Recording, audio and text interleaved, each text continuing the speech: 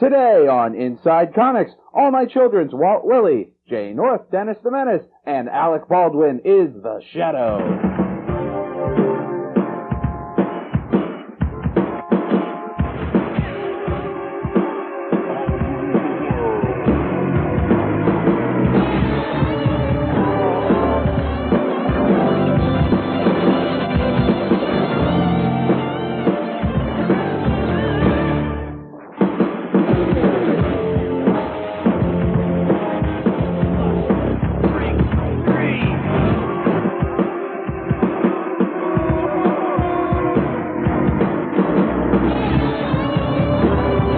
Welcome to Inside Comics. I'm Tony. And I'm Nikki. Today on Inside Comics, Alec Baldwin is the Shadow, All My Children's Walt Willey, and Celebrity Corner with Jay North.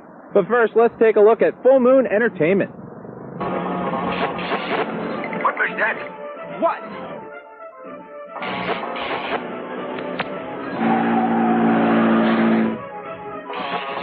Whoa, whoa, whoa!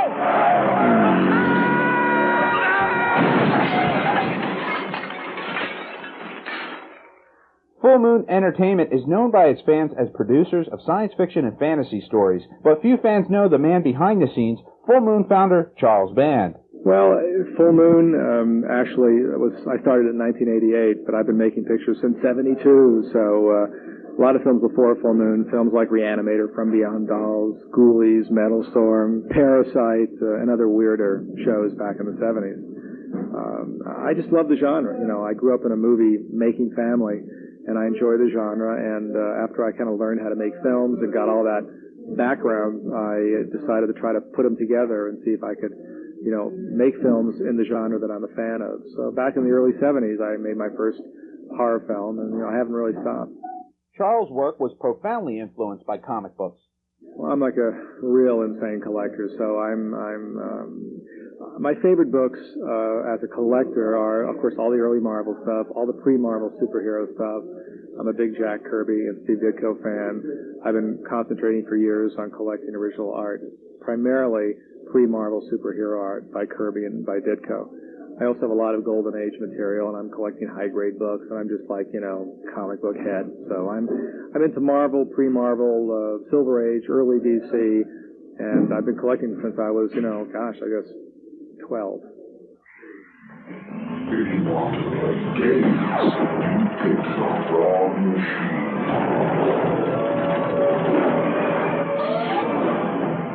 You gotta try this.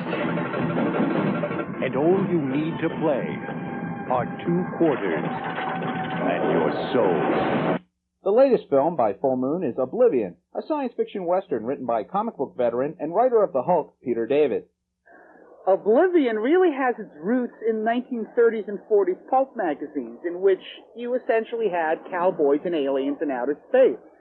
It is a genre that has its own name, space opera, and has continued throughout the decades. Probably the most conspicuous example of it is Star Wars. Star Wars is merely space opera. They took away the guns and they gave them light swords. But the cantina sequence from there was right out of a Western. With Oblivion, we've essentially done the same thing. We've gone right back to the source and made it cowboys and aliens in outer space. Peter's a wonderful writer, very clever, and I think when the fans see Oblivion, which is a picture coming out later this year, I think they'll appreciate the writing because there's some wonderful stuff in it. He's a lot of fun. He's a good guy.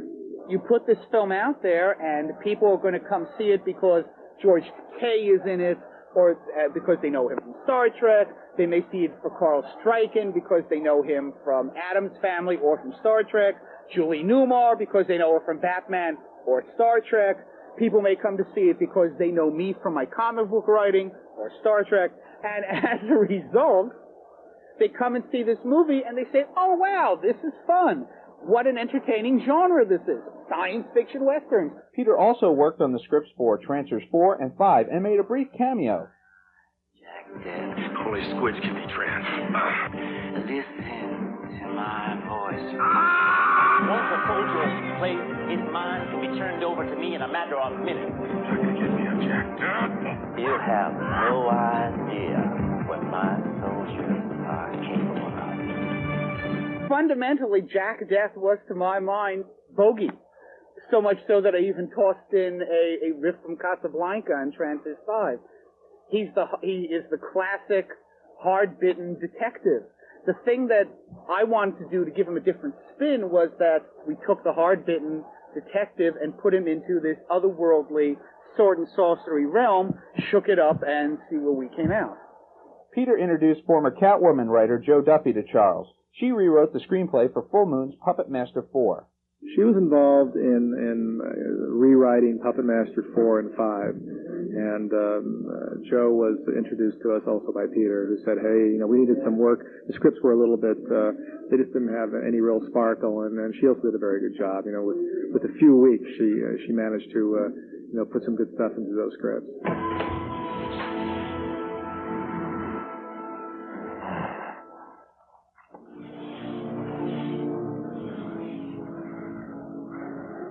Did you guys come here to protect me?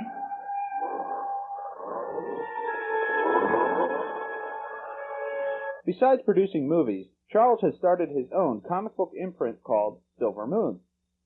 Early on, we had an arrangement with Malibu where they did comic book adaptations of some of our films. We weren't involved directly creatively, and they worked for what they were. They helped turn people on more to the label, but I don't really want to be in that part of the business. So we have started a comic book label called Silver Moon Comics. We have a whole staff. We've hired some real talented people, and we'll be online, so to speak, next summer. We'll be publishing 3 or 4 series and 2 or 3 miniseries. We signed Harlan Ellison to do one of our series. He's going to be writing one of our series.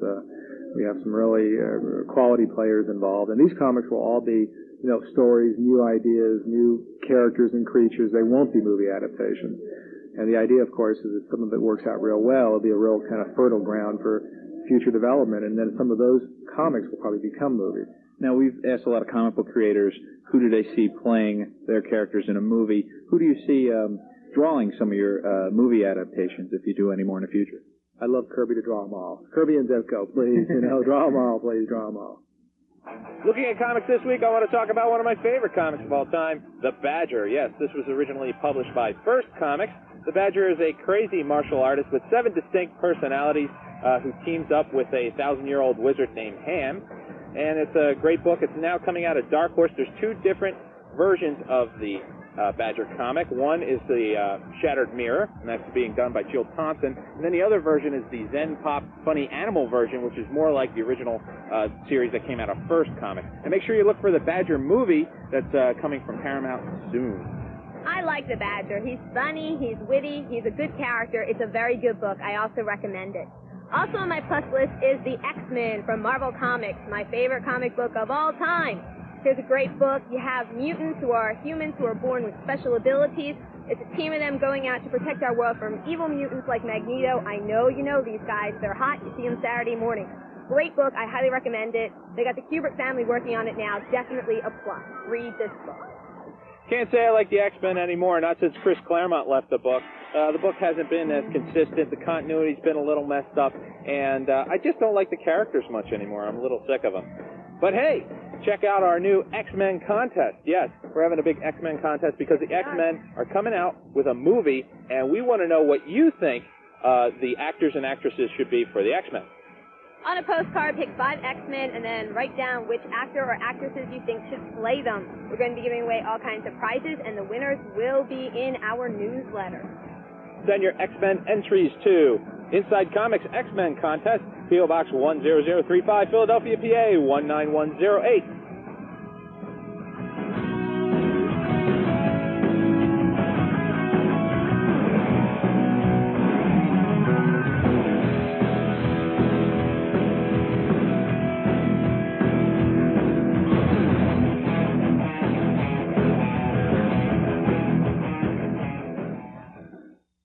Cosmic Comics on the White Horse Pike in Berlin, New Jersey, just off Route 30, midway between Atlantic City and Philadelphia. Golden Age, Silver Age, and Modern Age comics. T-shirts, trading cards, magic cards, and sports cards. Cosmic Comics also has mail service. Comics delivered right to your home. For more information, call 609-768-7117. That's 609-768-7117. Cosmic Comics. For collectibles, if you want it, we'll find it.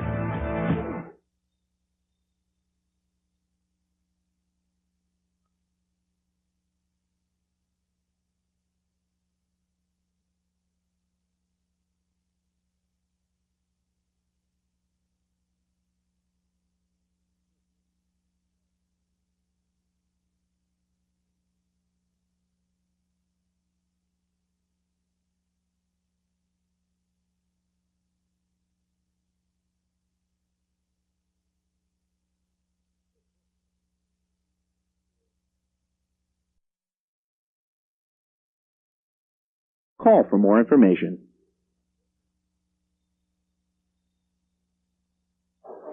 Welcome back to Inside Comics.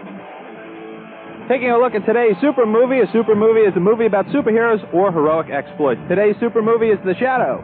The Shadow is a tale of a man named Lamont Cranston who fights the evil that lurks in the hearts of men by using his own. You go. I surrender. You're finished, Khan.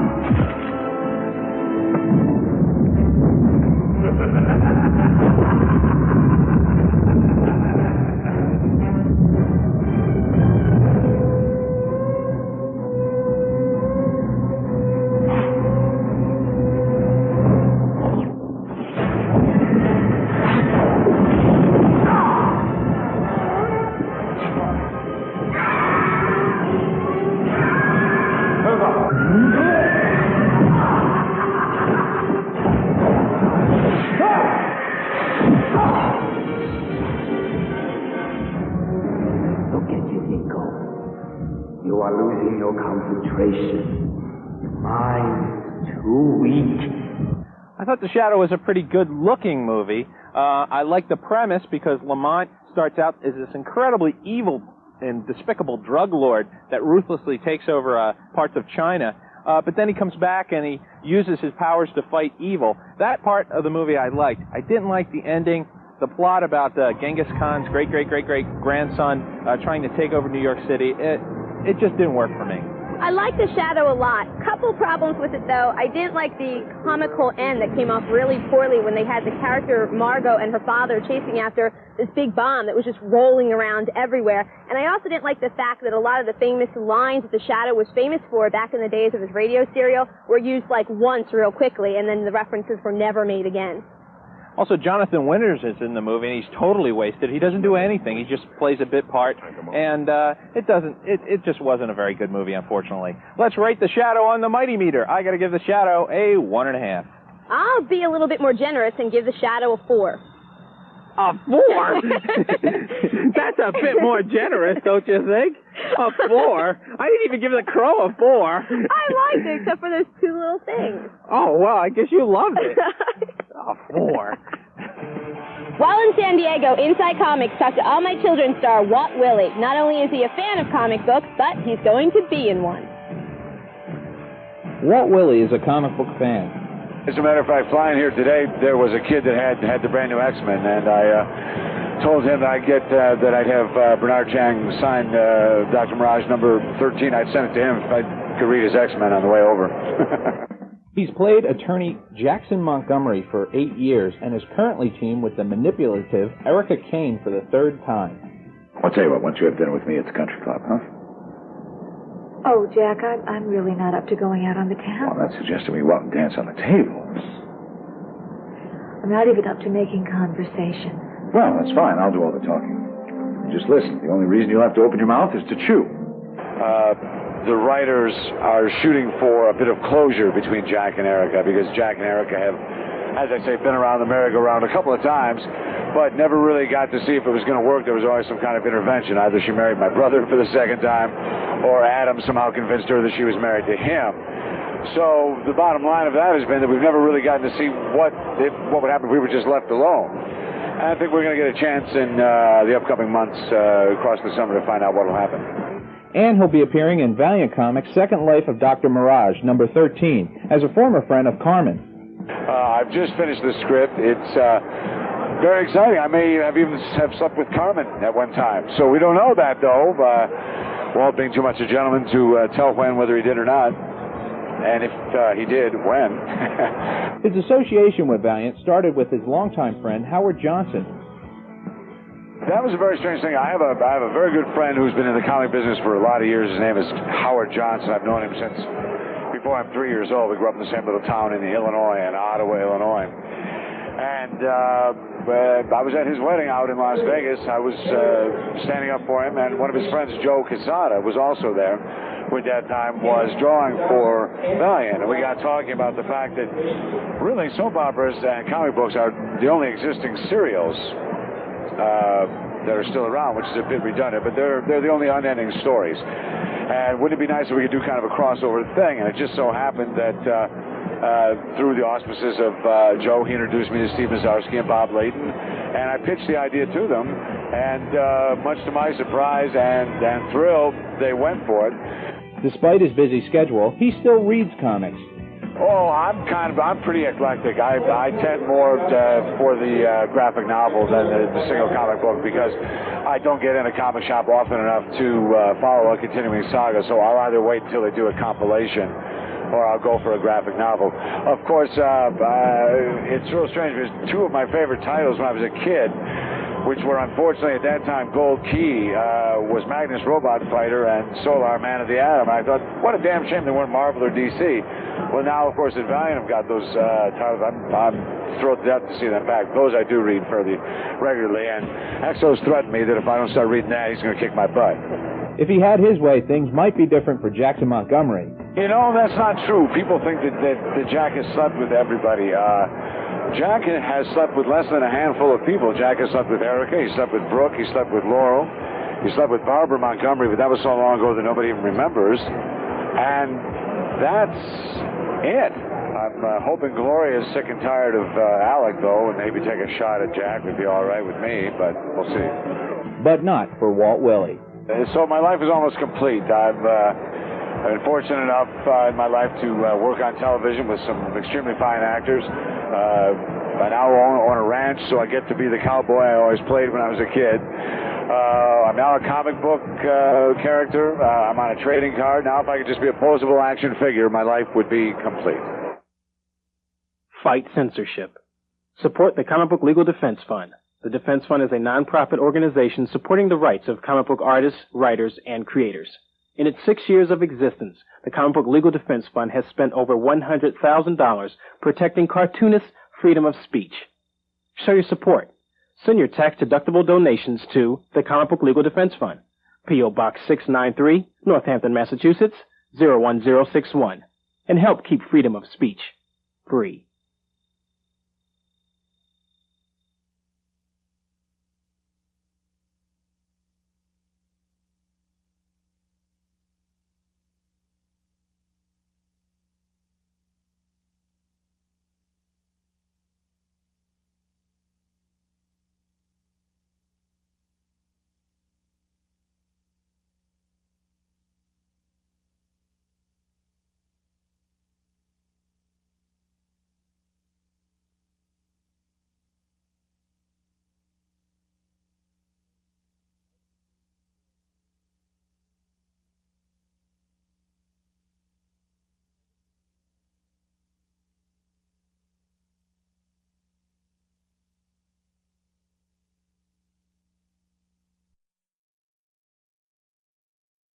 September 16th. For your chance to win a Time Cop promotional package, write to Inside Comics and Time Cop, P.O. Box 10035, Philadelphia, PA 19108. It's sponsored by Inside Comics and Universal Pictures. Time Cop. Turn back the clock and your history. Can I get you to say Inside Comics? They'll be right back. No? Comics won't be back. It's time for the Super Series. The Super Series is a series either about superheroes or heroic exploits. Today's Super Series is Duckman. Duckman is about a private investigating, widowed, chain-smoking duck.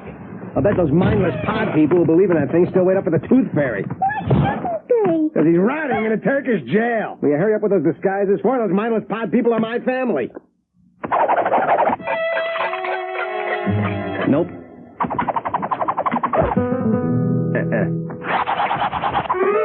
Who's this supposed to be? I'm guessing, but I think it's a highly misunderstood painter whose rhythmic linear brushstrokes were an arrogant break from the old masters, and who was so desperate for a unique artistic identity that he was trapped in a hellish downward spiral of hostility, madness, and self-mutilation. The beard's cool. Let's do it. What about your disguise? Whoa! Who are you supposed to be? Your agent. I really love Duckman. There's a lot of great voice talent going on there. Besides Jason Alexander, you got Weasel Zappa, who voices one of Duckman's sons. Frank Zappa, the late Frank Zappa, did the theme song, and Duckman's just very funny, very cynical, very witty. I love Duckman. I look forward to this show every single week. Watch it. You will not be disappointed. Let's rate Duckman on the Mighty Meter. I gotta give Duckman a big 5. I also give Duckman a 5. Check in today's Lucky Letter. This one is from Ahmad Nichols, and he is from Salem, New Jersey. Ahmad writes, why do all the good writers and artists leave the major companies? Well, Ahmad, when you take the Image guys, they were all at Marvel. They left Marvel to form their own company to have more creative control over their properties. What does Ahmad win? Ahmad's going to win a Time Cop promotional package from Inside Comics and Universal Pictures. Philip, I hope I say your last name right, Stefano from Williamstown, New Jersey, writes to us, Dear Inside Comics, are there any plans for an X-Men animated movie? Well, Philip, at this time, there's nothing but a couple animated specials planned, but Marvel is trying to get a live-action X-Men movie together, so keep your eye out for that. What does Philip win for writing us? What a surprise. It's a Time Cop package from Universal Studios and Inside Comics. If you would like to win a cool, neato prize, send your letter to Inside Comics, P.O. Box 10035, Philadelphia, PA 19108. Please include your name, age, height, weight, blood type, and a question.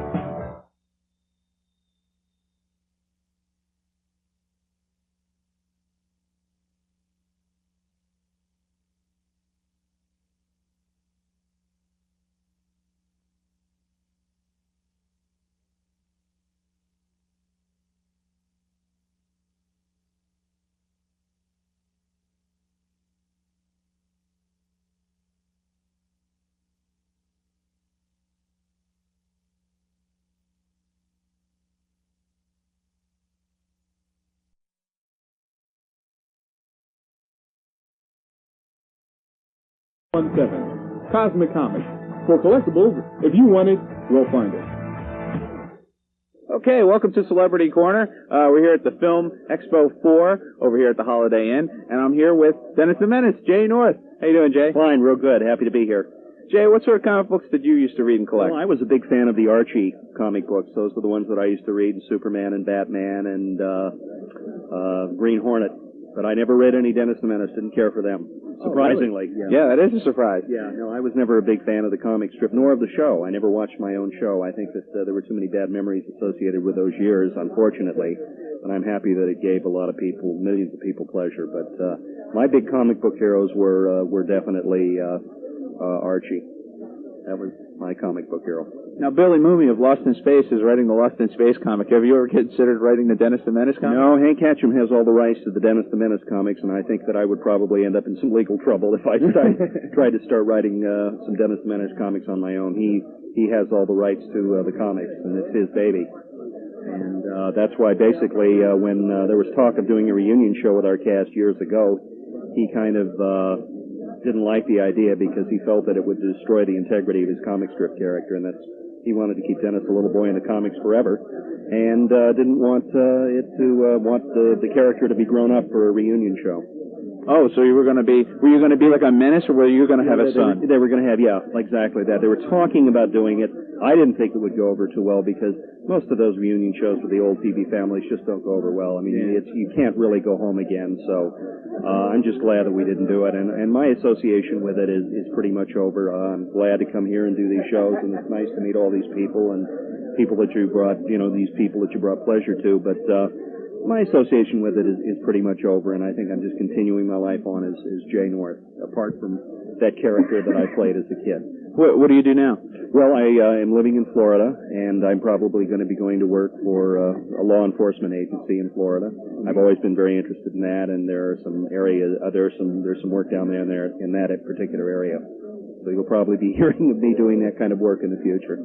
Great. Well, thanks for talking with us today. Thank you very much. It was a pleasure. Jay North, Dennis the Menace. Tune in next week on Inside Comics when we'll take a look at Mortal Kombat 2, the video game. And we'll be talking to Wolverine creator Len Wein. See you next week. Bye-bye.